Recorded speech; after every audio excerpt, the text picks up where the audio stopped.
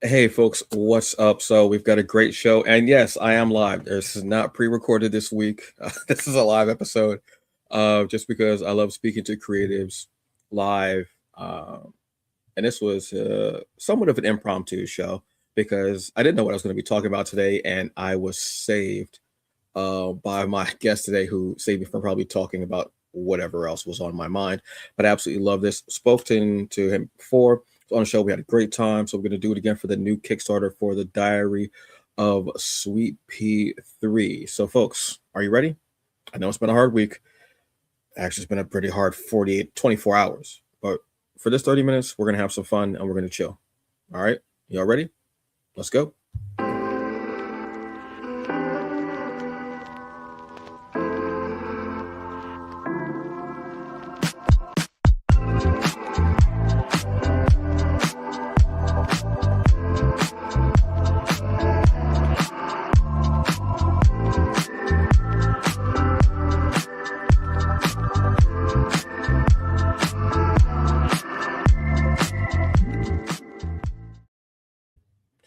Hey folks, what's up? So welcome to the Hungry Bleak Show. I am Antonio Pomares, aka Hungry Bleak, the hungriest man in the room. And look, I'm just gonna jump right into it because he was on the show before. Had a great time. Absolutely loved the comic, The Diary of Sweet Pea. It was a very moving, uh, beautifully drawn. Illustrated. The story was very deep, and it was full of trauma, and we had a very big discussion about that, and it changed the way I actually was looking at comics at that point. So look, y'all tired of hearing me talk about this. So folks, please give it up for my very special guest, Alim Leggett. How you doing? How are you today, man? I'm great, man. Thank you for having me back.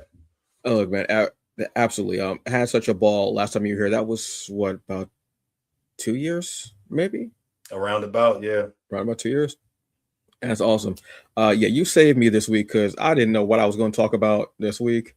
I had no idea. I was like, I guess I'll just talk some reviews, whatever. I had no idea. Then you hit me up, and I was like, the comics guys have smiled upon me this week. Thank you very much. I enjoyed it. So, for those who are not familiar with the Diary of Sweet Pea, can you give us a rundown of issues 1 and 2? Okay.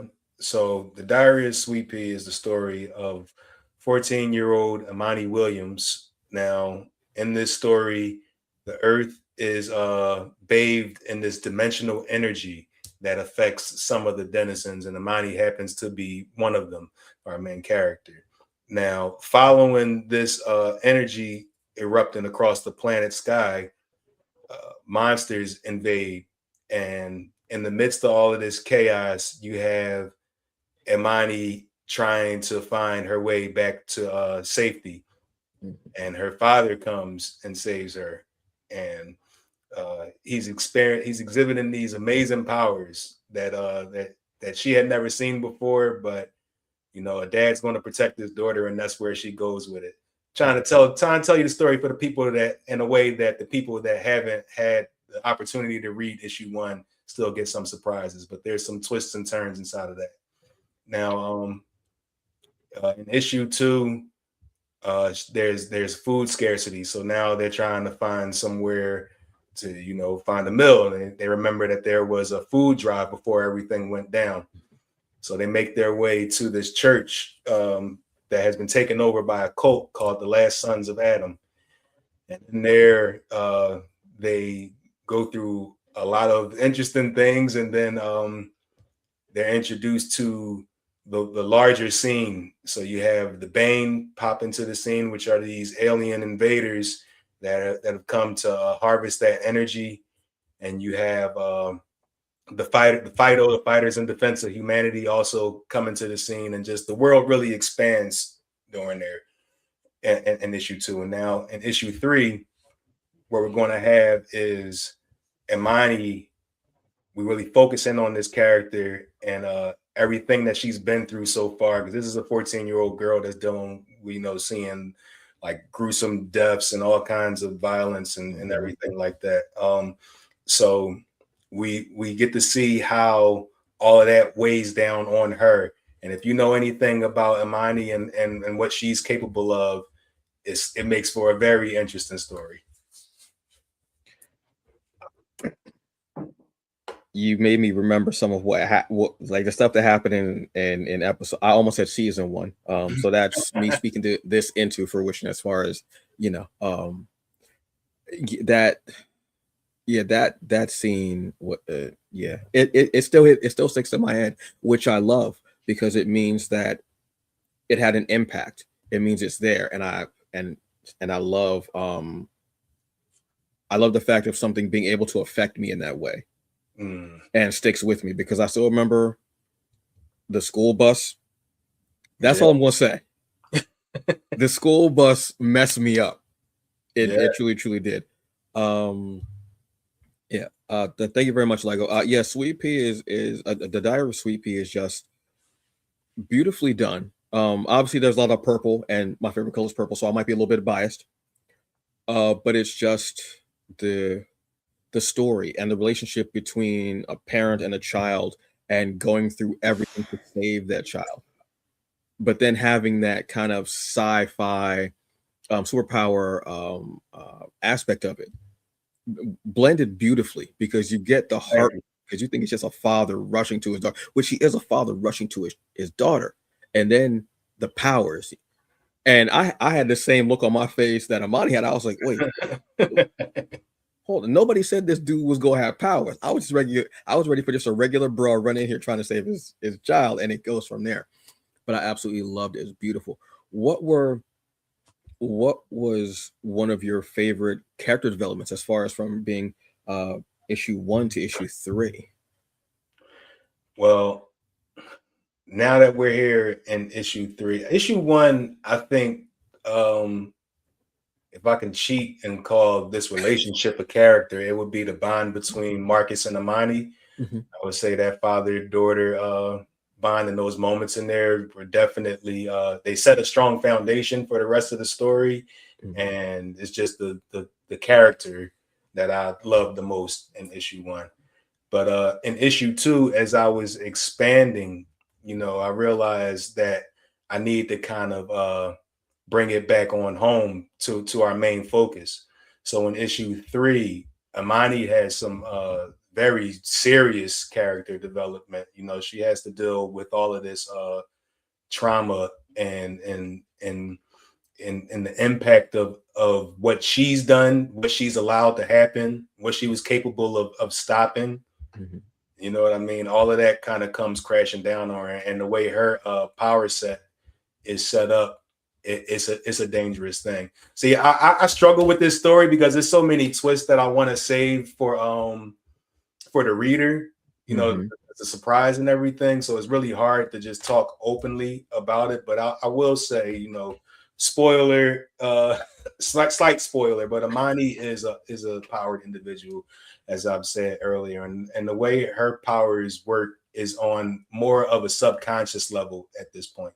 She's immensely powerful, but she has no control. She just goes off of reactions and triggers and things like that. And her powers can confuse her, right? And really can turn on her as well. And we explore that in this next chapter. Imani goes through so much. I'm not even on top of the attacks and the gruesome things she has to witness and endure. On top of that, her powers, like you said, being more emotional and triggered, instead of her being able to actually kind of focus them, such like that. And then on top of that, realizing that her father has something going on with him too, which still made me. That and the bus, because I was like, wait, hold on. You got to give me a second, man. You got to slow down with this comic. Hold on. What made you decide to weave the underlying the underlying topic of trauma and this young girl, her father, and then having powers and this invasion. It's like invasion of creatures. So, well, part of the decision was I wanted to give the audience something to connect to, and I think that this 14-year-old female character would was the perfect choice for that. Another part of it, more importantly, is my I'm a father, right? So, and my daughter is my oldest child. That's my first child. I got 4 sons behind her, but she changed my life. That she set me on a course that was just completely different than before her. You know, that connection to me is special. It's all a special connection to all of them. I love them all equally and completely. But she was that nexus point, right? That changed me, that changed the direction. So that father-daughter bond is important to me and is special to me. And as a father, I worry for my children because I know what this world has in store for them. I do my best to prepare them for the world and still love them and allow them to be children. And now, they're teenagers, so they're in another stage they're in this weird place in life where they're children, but they can end up in adult situations, very easily, right? Because they free and they, not free, but they out in the world to be teenagers to a certain extent, within reason or anything like that. So my fears as a parent really bleed through the pages and preparation for them. My kids are fine. They're all doing great in college and everything like that, doing well in school, sports and all that other stuff. But it's this cold world out there, man, especially in the city where I'm from. And I think a lot of kids, in real life are dealing with a lot of things that's not, or see a lot of things that are not too dissimilar from what Amani sees.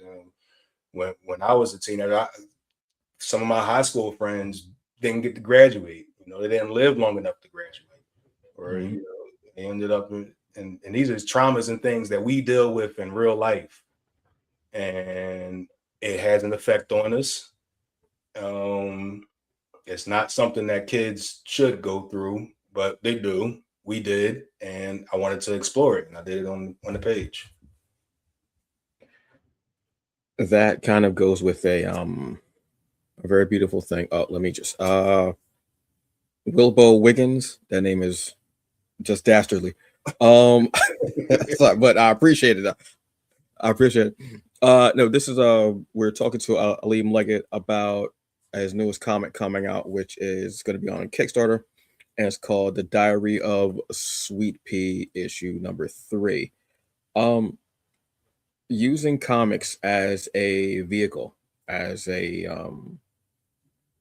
as a vehicle to, whether it's educate, whether it's to entertain, whether it is to show trials and tribulations that are happening in this world, and then giving it a little bit of that, whether it's sci-fi or fantasy or what have you aspect, is something that I've noticed more and more over the last few. I mean, like we've always had. I mean, you can go to Captain America when he was knocking Nazis in the face. That was a tool to use, but we're using it more now to not just have daring do and fun stuff, obviously, because we need those comics as well, but we're using it more to show what's happening in our environment, like right outside our front door. Which is what I loved about this comic too, is the fact of everything should go. Just being a teenage girl, just being a teenage girl with no powers and no type of invasion of creatures is crazy. Being a young Black teenage girl is even crazier. Yeah. So to use your own experience as a father, and that being your first child, because I know that parents love all their children, but that first child is the one that kind of molds them to be a parent and gets them ready for whatever's going to come later on with their more siblings, if they choose to have more children. So to kind of reflect that in the comic, I think is great. I've always loved that comics are showing more and more of the interaction between parent and child, whether it's positive, negative, or they're trying to get to a point of being positive, but it starts out negative, however it is. I absolutely love some of my favorite comics of the last 5 years have had that dynamic in them. And I'm appreciating it more and more. I don't have children, so I'm living vicariously through y'all and through y'all characters, basically. But it's one of the comics that I've enjoyed. Now, the Kickstarter has not started yet, but there's a what would they call it? A launchpad page, a notify page.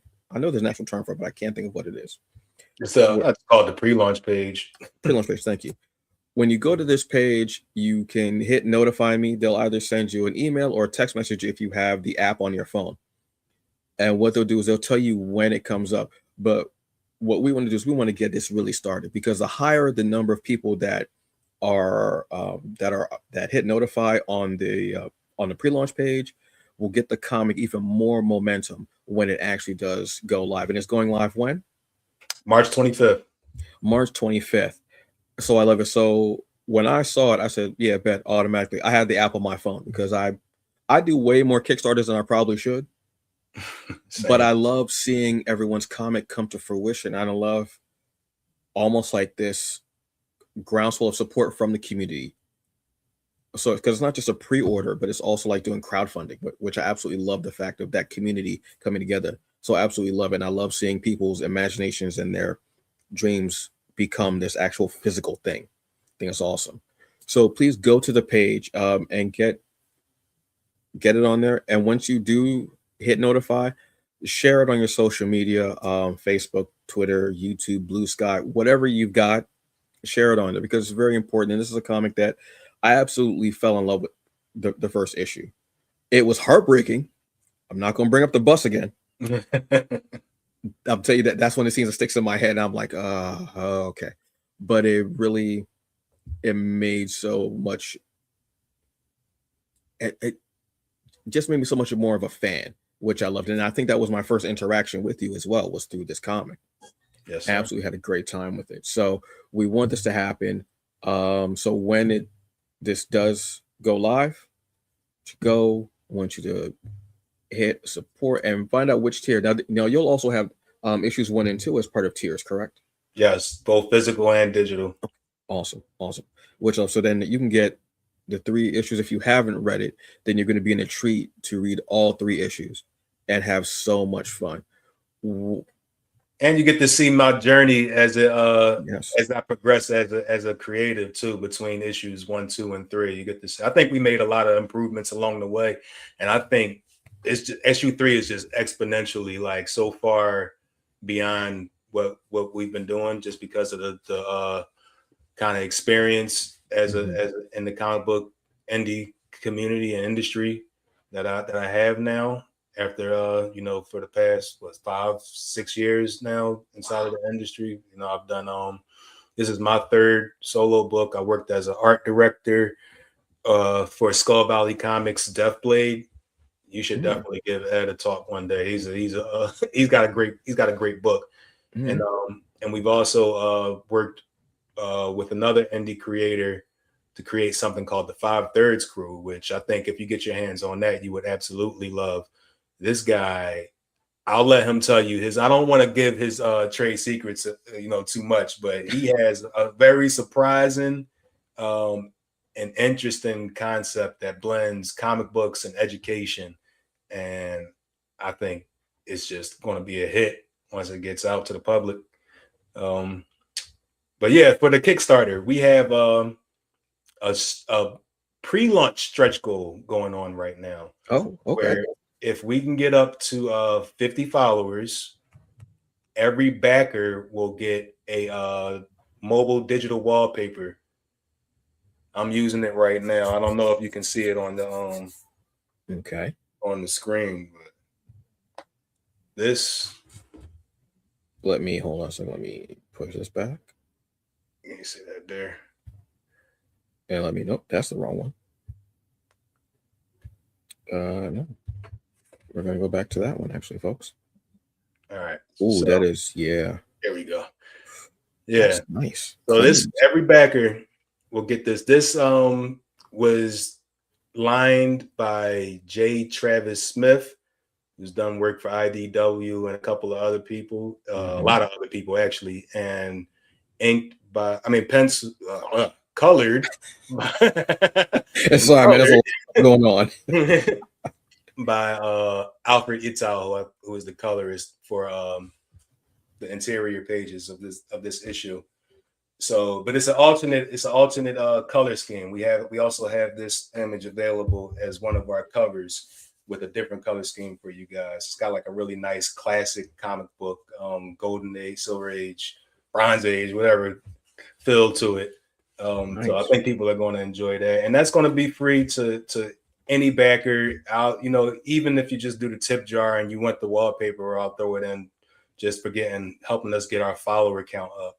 And once we get past 50, you know, we got some time before March 25th. We'll come up with something new just to keep it interesting. We'll get up to 100 and we'll have something else for you guys. I love it. I love it. I love it. Absolutely. That looks incredible. Speaking of like what you learned, what was the biggest thing you've learned in this whole process of making your own comic?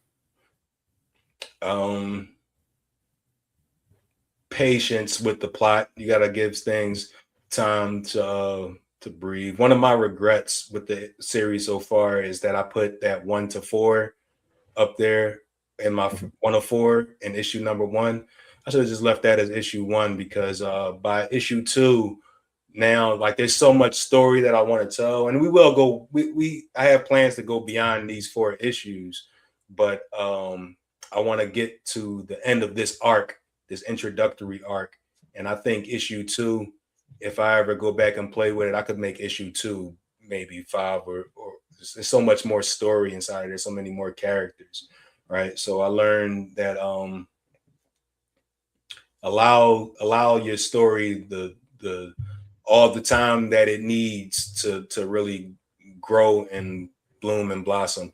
Even a scene as simple as some people walking through the forest, you know, it could be a 1-2 panel quick little thing, or you could really take a moment to give your world some space to breathe and expand on itself. So find those moments. Don't be in a rush. You know, you don't have to be in a rush to get to the action. You want the characters to shine through, because that's what creates a bond to readers.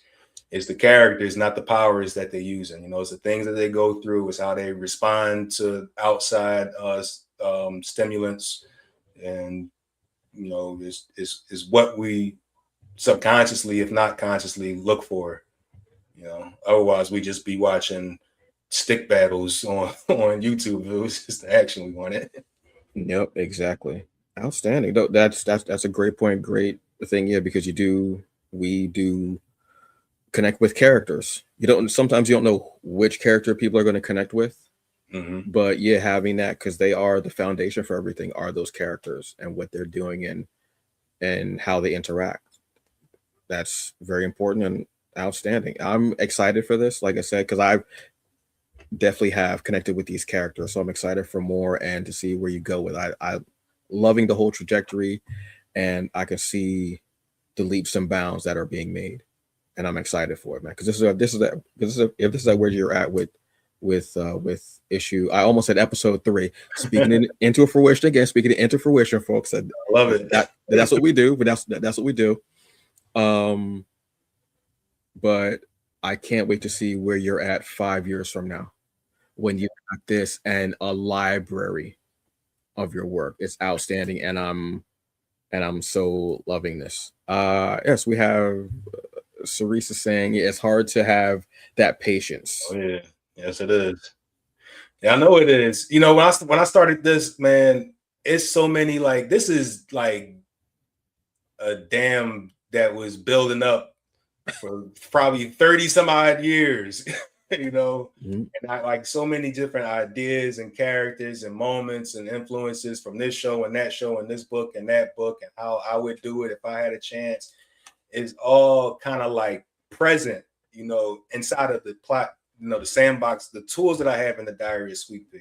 There's a lot of elements present in there, and I'm just now allowing myself to slow down enough to really like take a pick, this and that, because I don't know if I'm going to get to issue 30, but idea number 47 is going to have to wait until issue 30 because I need issue 3 to be about this thing, and 4 can be about this thing, even though there's a million things in the queue. Mm-hmm. The story, the characters, it's worth waiting for. Mm-hmm. And I appreciate this comic. I appreciate what it has taught me. I appreciate how it made me think differently about trauma and how I had to process, whatever was happening with me, and also think about how other people have trauma. I had to. Yeah. So I appreciate that in your writing, story. Y'all are doing a phenomenal job, and I absolutely love it. You said something about slowing down. Look, let's not even, there's the elephant in the room. 2026 America is in the bin. We got to restart all over again. There's a lot going on. Our heads are full of so much, but sometimes we do have to slow down. We actually had a conversation about this before the show, slowing down, trying to enjoy things, what have you. What are some things that either a comic, a TV show, series, a movie, something like that, what's something that is helping you just feel good and decompress? Like, what's your self-care? All right. So I just finished Wonder Man. We watched that. Me and my wife watched that 2 episodes at a time over a couple of days. Nice. That was great. I'm 1 for 1 with Primal. I don't know if you've seen that yet on HBO. The Fang and Spear, the caveman and the dinosaur. Oh my God. Oh, I know season 3 just dropped. Yeah. I have to start with season 1. I started watching it when it first came out, and like life happens. Yeah. That show for me is a masterpiece. And I've been watching John Wick for study work, plot and study, which is like, did you know that in the first John Wick movie, it opens up with John Wick dies in the first minute of the first movie. It looks like that, but I've never. Once the movie kept going, I for some reason, because it's more of a revenge flick, I figure there's always that thing where they say, if you are seeking revenge, first dig 2 graves, because one for you, one for the other person. But then at the end, I figured maybe they changed it because they saw how the movie was developing and they decided to do an audible. Well, and by the end of the movie, you realize that he, you get back to that moment and he gets back up or whatever. But it's presented as him dying in the beginning. I'm just watching it as trying to pick apart the writer's brain and how they set the each scene up, one scene building on the next. So opens up, car crashes up against the wall. He gets out, shot in the chest. In the stomach. He pulls out his phone and sees his he's looking at his wife, the video that his wife left him. He made with his wife on the phone, right? Then he drops, looks like he died. Then at the next scene, they go back. Wife is in the hospital, and he's at her deathbed while she's passing away. And then you see him go forward with that,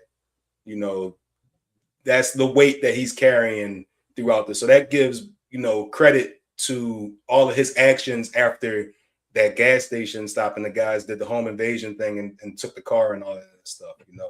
It's not like, when I first watched it, I watched it and was just blown away by all the action sequences and everything like that. Right. But now that I'm going back and trying to, see how it was made and was turned and became as good of a series as it did become, I'm saying now, okay, they had these moments, they set this up that was thoughtful, right? Because now that gives credit to everything that he does after that. You took away, the dog came as a gift from my wife.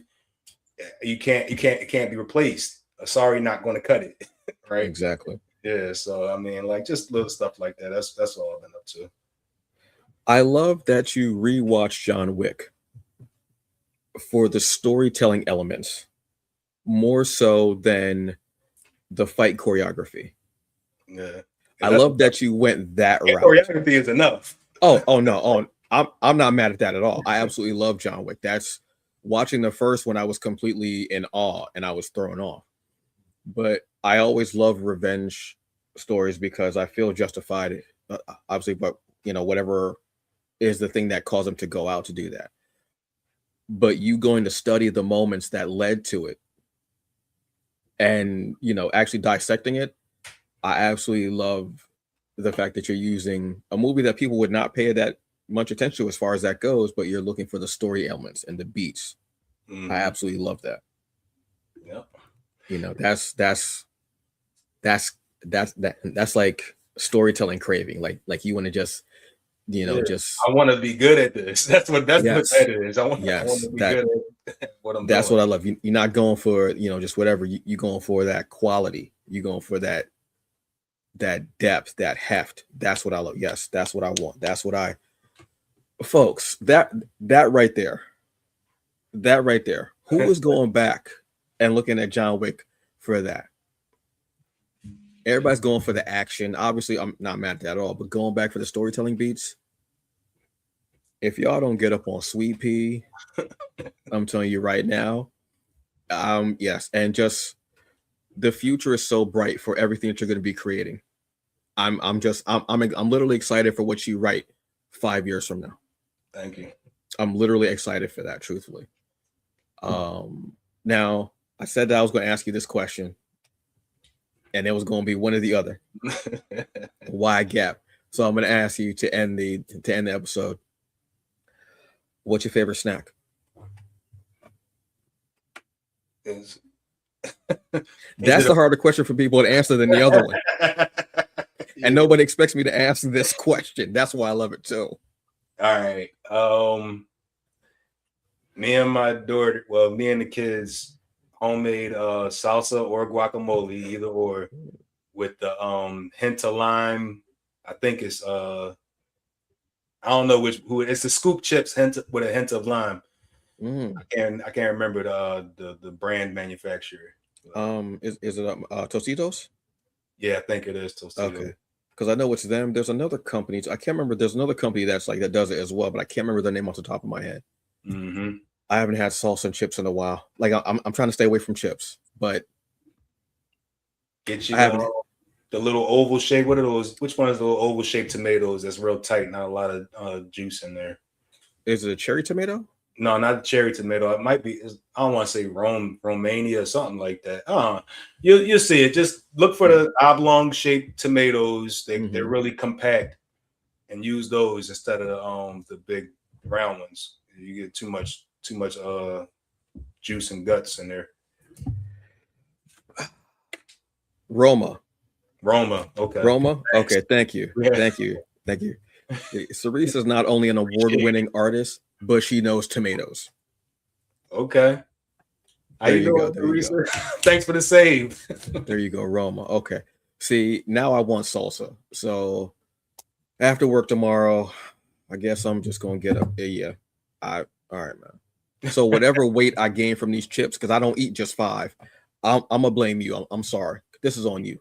You stopped doing the restaurant lookups. You know what? I've been cooking more at home now. Okay. So I've been doing that more than anything. Like every so often I will go to a restaurant, checking them out, but I'm doing more at home cooking. I'm just because I'm going grocery shopping. I'm getting what I wanted, picking out, between, cooking for myself and being a caregiver for my mother and cooking for her. So I'm enjoying that more than because I can do it how I want. And it's what I mean? It's what I want. Like every so often I will get like, she'll want something random, like from like Chinese food restaurant, what have you. We have one that we love going to, and I'll get that. But like this weekend, I'm making a chicken noodle soup. It's been cold, and nothing beats cold weather like chicken noodle soup, just homemade chicken noodle soup. Yeah, for sure. So that's what we're getting into. Well, if you in Philly and you guys go out, hit up this spot in South Philly called Da Vinci and You. It's an Italian Asian fusion restaurant. Wait, hold on. No. I know damn well you didn't just say that sentence. So if you want some orange chicken parmesan, this is bruh, I don't even know which way my head's supposed to turn when you said that. That's the craziest sentence I think I've ever heard in my life. Hold on. And when you in there checking out the all the art on the walls, the murals, I did those. So Wow. tell the owner you know me. He might give you Okay. some free hors d'oeuvre or something. His name's Mark. Well, I And should have it's Da said that Vinci and you online. said, correct? Say what? And Da it was Vinci and a you. Da Vinci and you? Da Vinci and you. It's 1819 East Wow. Passyunk Avenue. Damn. I can't even. That's not a combo that I would have thought of. It's really I'm good. gonna be honest with you. They got just the appetizers was what do it for me. But yeah, I think you'll like that. As a foodie, that's something you want to try. The restaurant owner is like a renowned chef that gets flown out to help people fix their restaurant. That was my art right there. I saw dumps of it. Probably got it somewhere. Yeah, I saw. That's wow. That's beautiful. First off, that piece is absolutely beautiful. Well, I didn't know you had it up on the banner like that. Bro, that's. I mean, it definitely deserves to be up there. This is wow. This okay. Italian Asian weddings. Yo, you gotta stop. Duck meatballs over udon. Mad as hell right now. I'm gonna be honest with you. I'm mad as hell right now. Wait till the ice melt first. Yeah. But this is looking crazy. Yeah, wow. They had some good brisket in there too. The duck caught me off guard because I've been talking about duck for like the last month. Because I haven't had duck in a long time, and seeing like the duck meatballs over the udon is. Man, I'm gonna have to look at this menu later on in the dark. I'm gonna be real with you. I'm a grown ass man, man. I'm a grown ass man. This looks wow. The art looks incredibly beautiful. The site is beautiful. The food, yeah, this is looking. Yeah, I snuck Goku in there too. Oh wow. He had me do a dragon with different number of claws on each hand for different cultures. Apparently, some of them have 2, 3, or 4, depending. Oh wow, I didn't know that. Yeah, so I did the dragon, wrapped it around the pillar, and then I put Dragon Balls on there because I had some blank space. And I said, why not put Goku on there flying on the Nimbus? Nice. I mean, that one's for us. You got to work that in. You got to work that in. You got the space and obviously the skill and talent. You got to work that in. No. This is looking. Man, this menu is looking like 30 pounds. I'm gonna be honest with you, man. This menu is looking like 30 pounds, bro. You know, let me take this off screen. But seriously, folks, if you're in Philly, check this out. This looks ridiculous. This is. Yeah. If you go take a picture, tag me to the art. Tag Alter Ego Arts on Instagram. This is looking just beautiful. I absolutely love, and it's funny because living in New Jersey, like near the shore, I have a bunch of Chinese food restaurants and a bunch of like Italian restaurants and like pizzerias, and I've never thought about a fusion of the two. Mm-hmm. And I love Da Vinci and you. Why you? Mm-hmm. Because before you said Asian, like Italian fusion, I thought it was just gonna be like Da Vinci and you. You know, like I thought it was YOU. I did not. It's a bar. Da Vinci and you is a bar. Yeah, he cooked with that. It's about to be treadmilling me after this place. Man. This is crazy. But this looks beautiful. The food looks amazing. The art obviously is stellar because I mean, this is. Yeah, man. Yeah. I'm gonna have you on in like 2 more years, man. I can't do this right now, man. I can't do this. But thank you for letting me know about this and letting my people know about this as well. I made sure I remembered that for you. I mean the art too, but I thought about it because I know you enjoy food. Yeah, man, that food looks. The duck is still in my head though, because that duck looks so good. It looks crazy. It's let me wait till the melt. Like, well, you know what? That's a nice like spring spot, possibly. Oh yeah, they got out. You go there in the spring, they got outdoor seating and everything. They had the cherry blossoms outside and all that. Wow. Yeah. Okay. Yeah. So I need y'all to not only check out the Diary of Sweet Pea Kickstarter pre-launch page for issue 3. I also need you to go and get 1 and 2, or you can wait. I would get 1 and 2 now so you can read up on it, because the story hits so much. But while you're reading it, I need you to go to Da Vinci and You. Tell me how the duck meatballs and udon are, please. I need to live vicariously through y'all, please, because this messed up my whole head, man. I'm gonna be honest with you. I was not expecting that tonight. I was not. I thought I was gonna have a chill night of trying to read and some chilling. All right, cool. I love when a guest comes on and throws me completely off, because they know me and they know what I like, and so I appreciate that, man. Truthfully, no problem, bro. I do. I'm mad as hell, but I appreciate that. I appreciate it. So on that note, folks, I want to thank Alim Leggett for coming on. I always appreciate you, man. Like I said, I love a comic that makes me think and changes the way that I look at things and changes the way that I just think. I just really appreciate that, and also entertain me as well, with just an incredible story, vibrant, beautiful colors, and more coming. Which, look, get me to idea 45, get me to idea 100. I'm here for it, man. I'm here for all of it, definitely. So, folks, that's the show. I hope you have a very good evening. Please be safe out there.